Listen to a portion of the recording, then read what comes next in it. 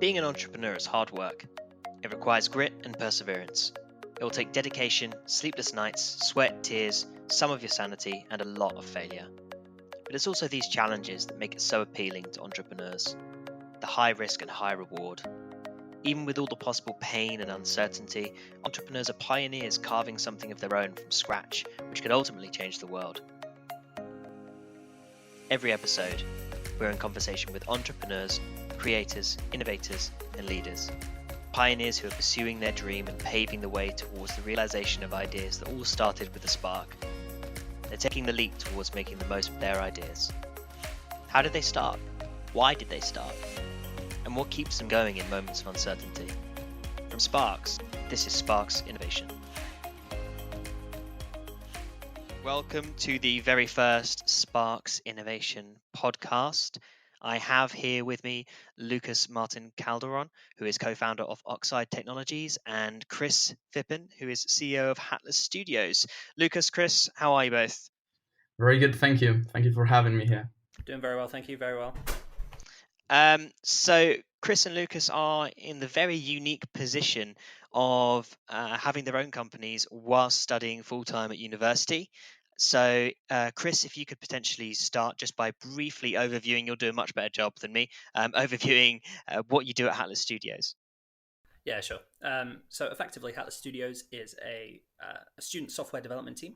We've got a team of about 12 students at the minute, and we work on commercial software products for typically SMEs and startups. And it gets the students a bunch of experience, gets them in a good environment for learning on the job. And we support them during their degree as well. And it prepares them for industry, gets industry kind of more well-trained people, and really helps startups innovate in the space that they want to innovate in. Amazing.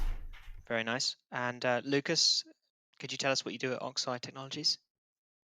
Yeah, of course. So Oxyde Technologies is an online cybersecurity startup.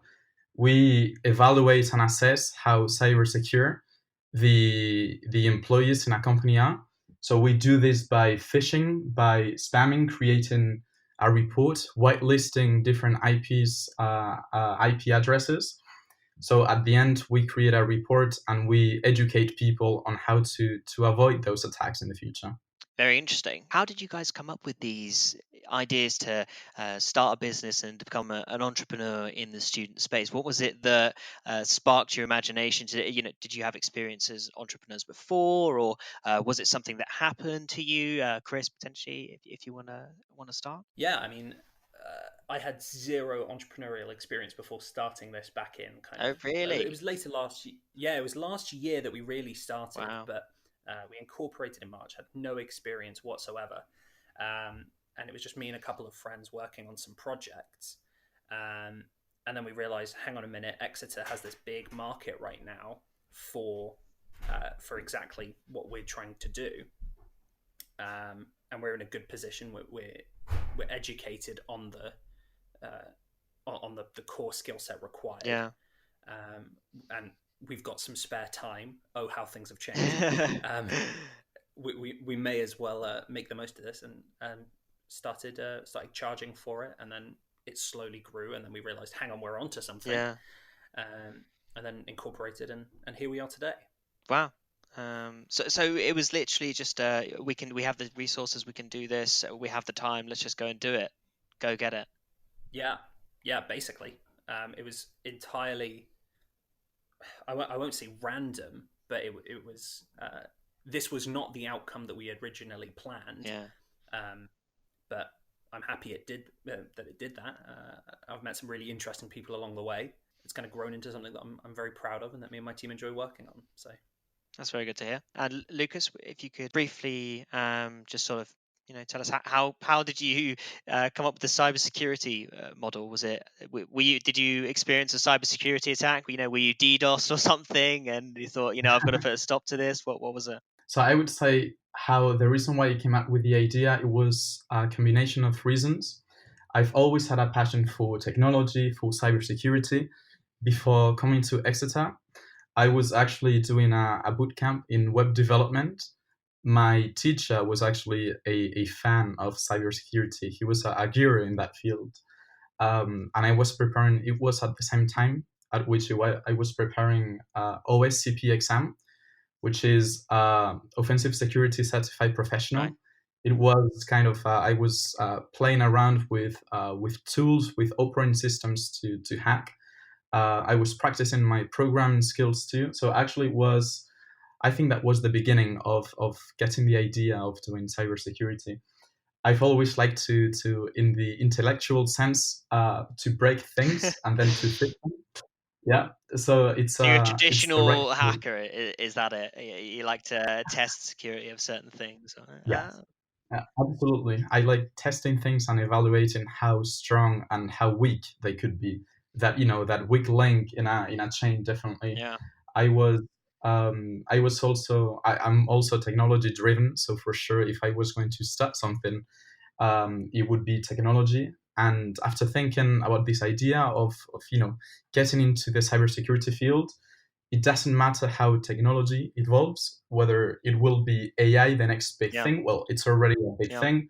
Whether it would be deep neural networks. At the end, no matter how it goes, technology will grow, and technology will grow stronger and weaker.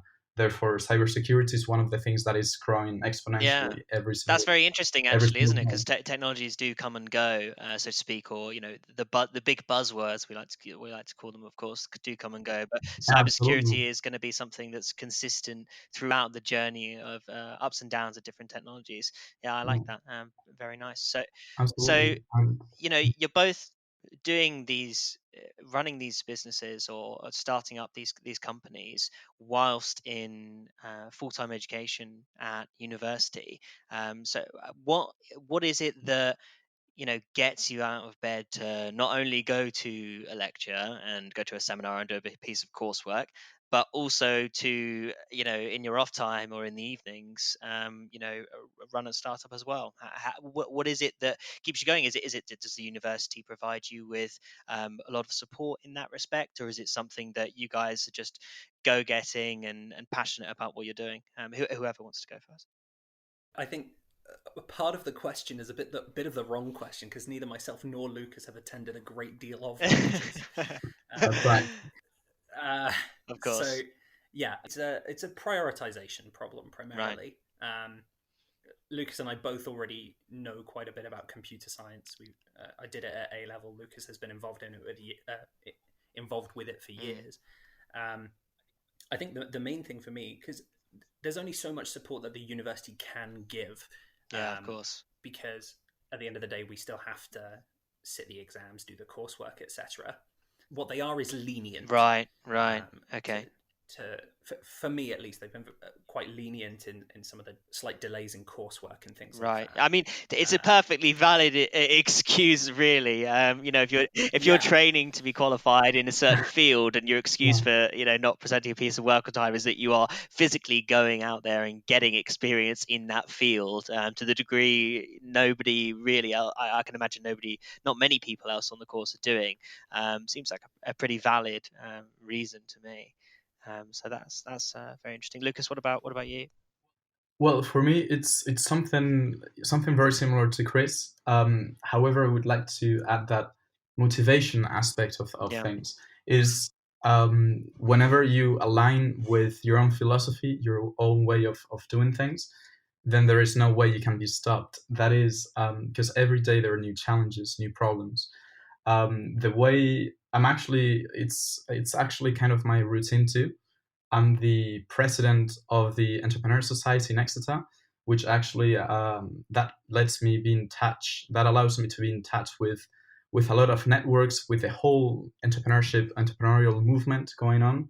So it's actually, I've made it in a way that it's kind of my daily So it's routine. just part of So daily life definitely, now. It's running a company for a certain amount of time, doing coursework for another certain amount of time, and being president absolutely. of the Entrepreneur Society for another period of time. Seems like a lot, to be fair. Yeah, I well, admire you it's a for lot. that. That's a lot to take on. Yeah, it is. It is. But it's not that I devote time for entrepreneurship. Once entrepreneurship is my lifestyle, Right. it's incorporated so much that yes, it takes time. But I don't see that as I've spent 8 hours on entrepreneurship right now.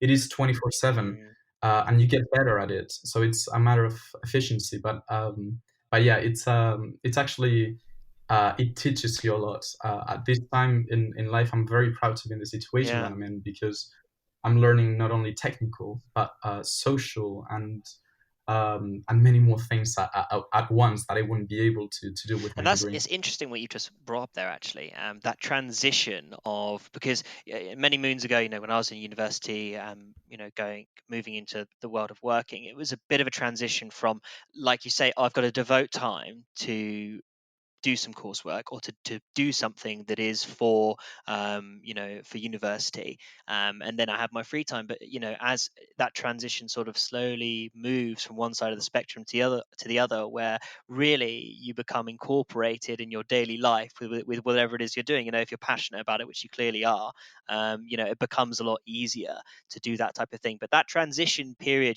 that's very much you've accelerated that.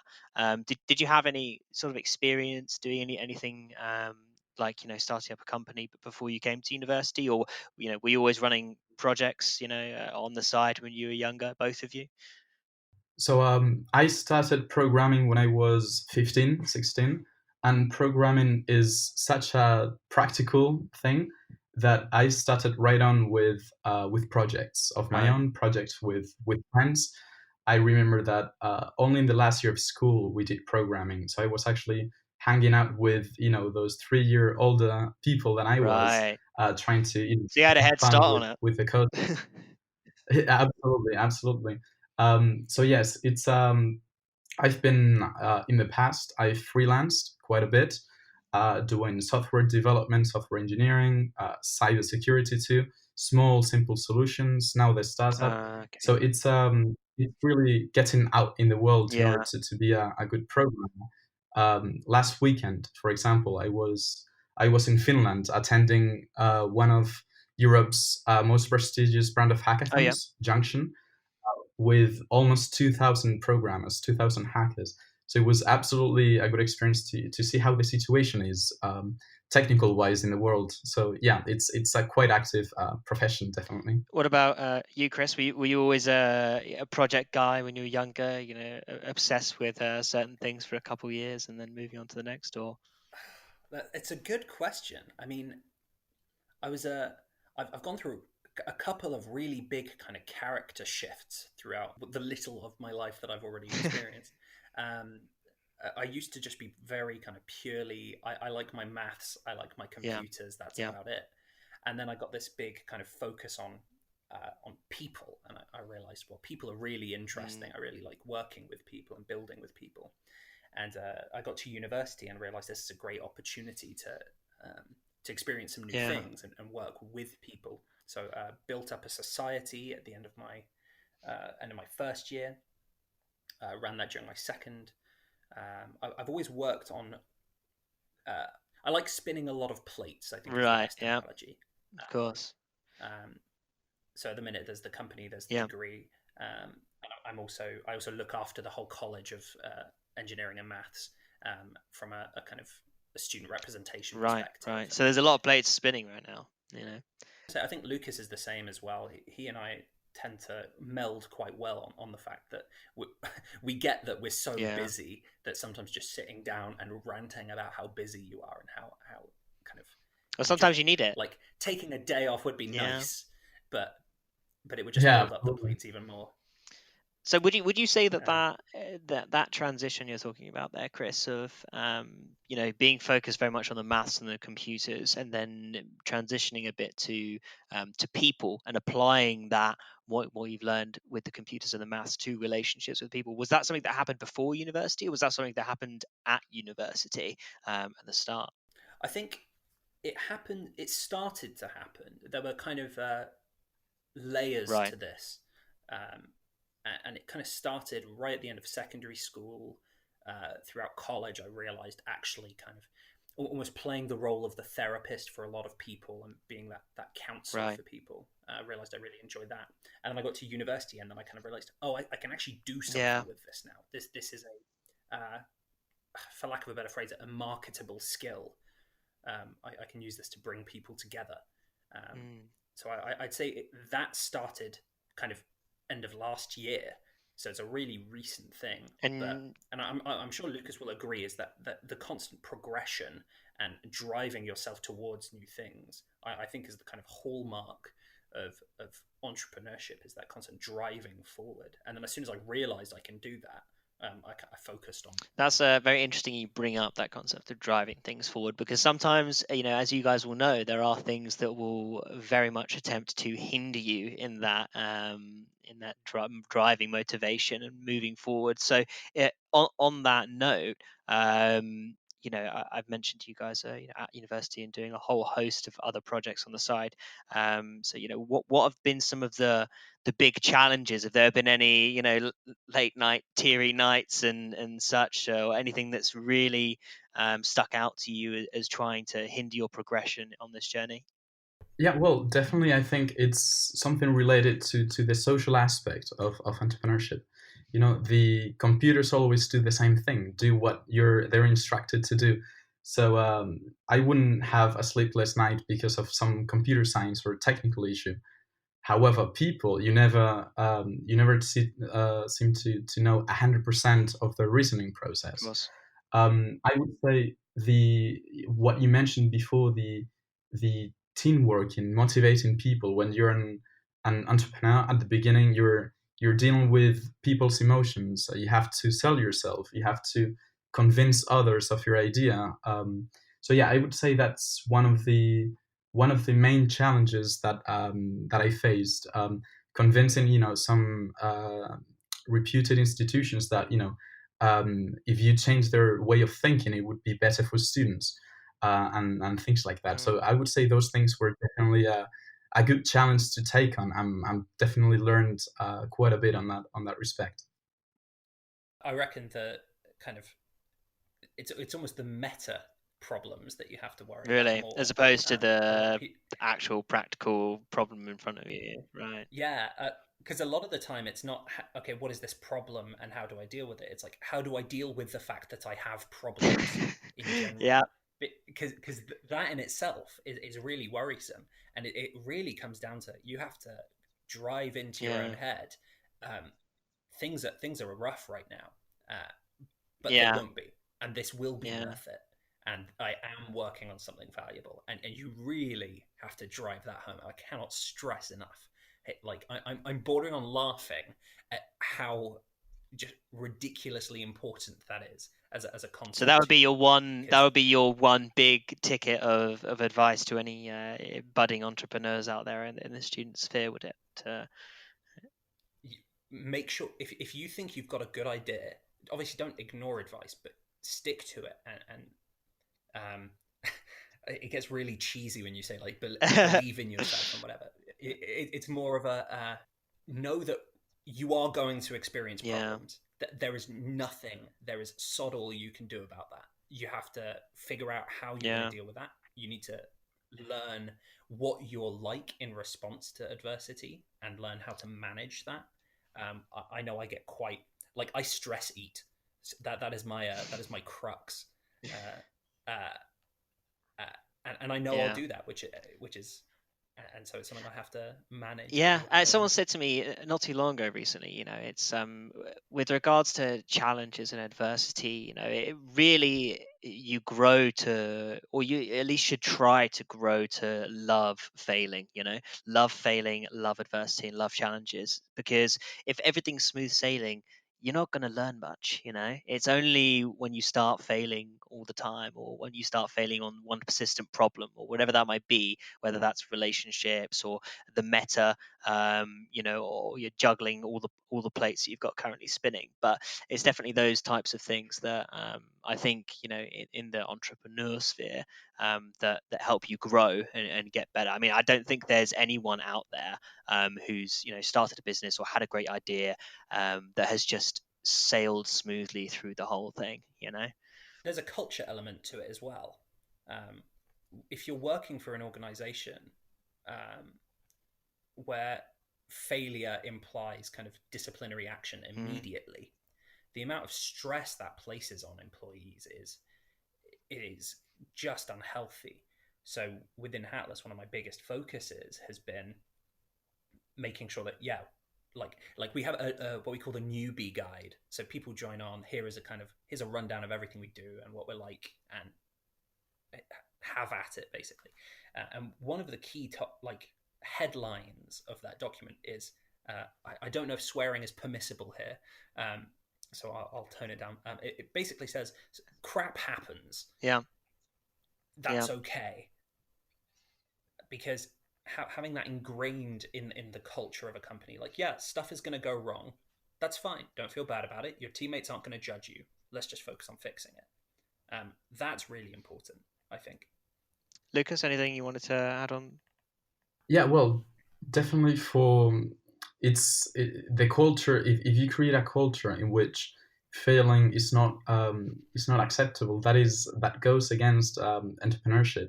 At the end, the most important mindset I think for an entrepreneur is knowing that you're gonna find problems from the first moment you wake up in the morning till you go to bed. So definitely that mentality of yes, that's gonna be a problem, but turning that problem into a challenge and creating that atmosphere. If you don't get it at first, it means that you have to change something. You have to adapt to the client better. You have to adapt to people better. So I think it's extremely important to at the end, it's all about people when it goes to regarding clients. So yeah, definitely I think it's basic to have in a small or big startup. It's interesting, isn't it? Because just attacking on the back of what you guys are saying there, as you guys all know, in the UK, when you're in school and in the early stages of life, I know that I was very much encouraged not to fail, and even going as far as sometimes failing was punishable. Like if you scored under a certain amount on whatever test it was that you were taking, maybe you had to stay, in lunch and retake it or revise or do detention or whatever. But that what you guys are saying about the culture surrounding entrepreneurship and startups kind of flips that on its head, really. Let's attack the problem as a team together, as opposed to singling out someone for failing and recognizing that. Let's all welcome it, and almost look forward to it so that we can better attack something like that. And I definitely think it's the best way to practice within a team, because then all of a sudden you go from isolating individuals to working together whenever one person has a particular issue. So I think that's really nice. I really like that. Yeah, I mean, you've mentioned the school system there as well. Just as an interesting little tangent, I think there's a whole lot. I mean, I think a lot of people end up agreeing that there's a lot wrong in terms of the structure of schooling currently. And I think that cultural element to it that we were just talking about, I think is really important. But it spans a lot more than just the kind of attitudes around failure. I think the fact that, I mean, I could talk about this for hours, that there are little things in education, the fact that you're striving to memorize a thing, to regurgitate on a test. That's not how it works. The fact that we've moved away from coursework focused, from vocational, there's almost a stigma against vocational learning, because it's unacademic. But that's how 99% of the rest of the world works, is on learning on the job. And I was at a conference at the Met Office the other day, and one of the heads of IT was saying, what we're looking for now when we hire people is, we don't care how good your qualifications are now. We care how good you can make them regularly. If you can continuously develop yourself and improve your skill set, that's what we need now, because the world is moving too fast to just sit on your laurels, or whatever the expression is. No, I fully agree. Lucas, was there? Sorry, you wanted to say something there? Yeah, regarding the school systems, I've been in several schools throughout my life. I've been traveling a tiny bit when I was younger. I could definitely see some big difference, for example, in terms of how does France teach at school, or the UK. I was in Scotland for a while in Stratham school. So yeah, definitely it's the biggest difference I would say is how they approach problem solving, whether it's standardized or whether it's kind of creative, a creative spark. So unfortunately, I haven't seen the latter much often. It's one of the things that I would have to say that. However, I see great initiatives in terms of boot camps later on after school, or people dropping out of high school wanting to to boost their passions through these courses or boot camps. So I definitely see some positive movements. I agree. Actually, I do think that slowly we're starting to see that the atmosphere around education in general is changing for the better. Very very much so. I think what you were saying, Chris, about at the Met, the representative you spoke to there, I hope that type of mentality will start to trickle down through to higher education and then at foundation level as well, so that really young people all over the world can, instead of being taught to learn certain things and to regurgitate certain phrases and dates and formulas and such, we're actually teaching people how to learn, because like you say, a lot of this stuff is learning on the job. You have to come in and be prepared to attack something completely novel, which I think is a skill that you learn over time, and that everyone really who's in the professional world is learning constantly. So yeah, I think that what you guys are practicing right now in university, hopefully you can exert some considerable influence over whatever faculty it is that you represent, and then see if we can start to promote kind of some of this stuff. Well, we're certainly trying. Whether it's working is a separate question. On the next episode of SPRXS Innovation. Yeah, and phrasing it as rolling the dice I think is really good. But I think the one thing I'd add is you're rolling dice and they're kind of weighted in your favor, because the worst case scenario is nothing happens. Yeah. It's not, the worst case scenario is like you keep rolling the dice, if you roll a 1, you lose. That there is the worst case scenario is you went to the coffee shop and had a coffee. It's definitely not a loss. Yeah. Well, thanks for that.